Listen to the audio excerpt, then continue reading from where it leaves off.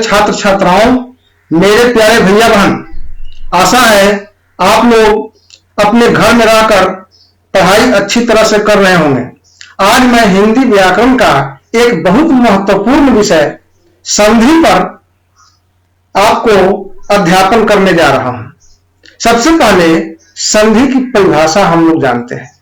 संधि की परिभाषा है दो वर्णों के मेल से जो विकार उत्पन्न होता है अथवा रूप परिवर्तित होता है उसको हम लोग संधि कहते हैं। संधि की परिभाषा एक बार फिर, दो वर्णों के मेल से उत्पन्न विकार को संधि कहते हैं। जैसे विद्या जोड़ आलय विद्यालय, हिम जोड़ आलय हिमालय, देव जोड़ आलय दिवालय। संधि कैसे होती है? संस्कृत में संधि का अधिक प्रचलन है। जैसे दो शब्द आपस में इकट्ठा होते हैं, एकत्रित होते हैं, एक जगह आते हैं, तब पहले शब्द का अंतिम वर्ण और दूसरे शब्द का पहला वर्ण का मेल होता है और उससे विकार उत्पन्न होता है और तब संधि होती है।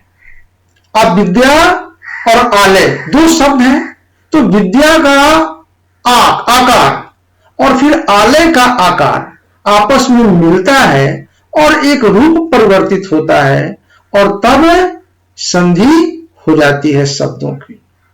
इसलिए परिभाषा बना है दो वर्णों के मेल से। वर्ण का मेल होता है, शब्द का मेल नहीं होता है। अब वर्ण किसे कहते हैं आप तो जानते ही हैं। भाषा की वह सबसे छोटी इकाई जिसका खंड या टुकड़ा नहीं हो उसे वर्ण कहा जाता है। यहां पे दो वर्णों के मेल से जब विकार उत्पन्न होता है तो वहां संधि होता है। संधि तीन प्रकार के होते हैं। संधि के भेद में तो संधि तीन प्रकार, पहला स्वर संधि, दूसरा व्यंजन संधि और तीसरा विसर्ग संधि। सबसे पहले स्वर संधि के बारे में जानते हैं।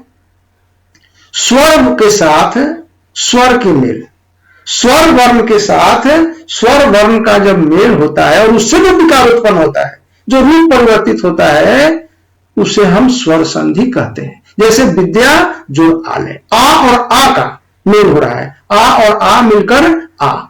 ये आप ये देख लीजिए कि स्वर संधि के भी 5 प्रकार है। पहला दीर्घ संधि, दूसरा गुण संधि, तीसरा वृद्धि संधि, चौथा यन संधि और पांचवा अयादि संधि। स्वर के साथ जब स्वर वर्ण का मेल होता है और उससे जब विकार उत्पन्न होता है, रूप परिवर्तित होता है, तब उसे स्वर संधि कहते हैं। कुछ और उदाहरण आप देख लीजिए। आपने देखा स्वर संधि के उदाहरण में विद्या जोड़ आलय विद्यालय, गिरि जोड़ इंद्र गिरीन्द्र, गिरि जोड़ इस गिरीश, महा जोड़ ऋषि महर्षि इत्यादि। ये सब स्वर संधि के उदाहरण है।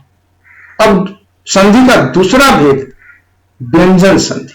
संधि का दूसरा भेद है व्यंजन संधि।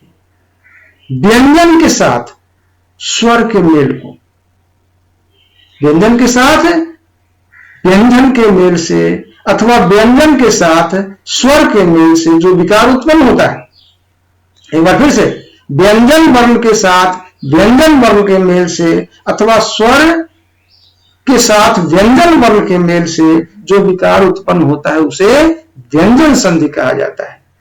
कुछ उदाहरण देखिए, जैसे दिक जोड़ गज दिग्गज, दिक जोड़ गज दिग्गज, उत जोड़ हार उद्धार, सम जोड़ गम संगम, अहम जोड़ कार अहंकार।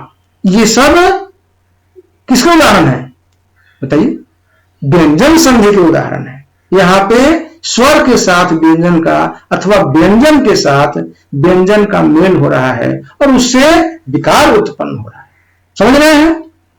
संधि का तीसरा भेद विसर्ग संधि। संधि का तीसरा भेद क्या मोहन? समझ रहे हो ना? संधि का तीसरा भेद क्या है? विसर्ग संधि। विसर्ग संधि की परिभाषा है, विसर्ग के साथ स्वर वर्ण अथवा व्यंजन वर्ण के मेल से जब विकार उत्पन्न होता है उसे विसर्ग संधि कहते हैं। विसर्ग के साथ स्वर अथवा व्यंजन वर्ण के मेल से जब विकार उत्पन्न हो या रूप परिवर्तन हो तो उसे हम विसर्ग संधि कहते हैं। जैसे मनः जो हर मनोहर, यशः जो दा यशोदा, धन जो टंकार धनुष टंकार, नि जो चय निश्चय, ये सब विसर्ग संधि के उदाहरण है। आशा है आप संधि को समझ गए हो। दो वर्णों के मेल से उत्पन्न विकार को संधि कहते हैं। समझ गए?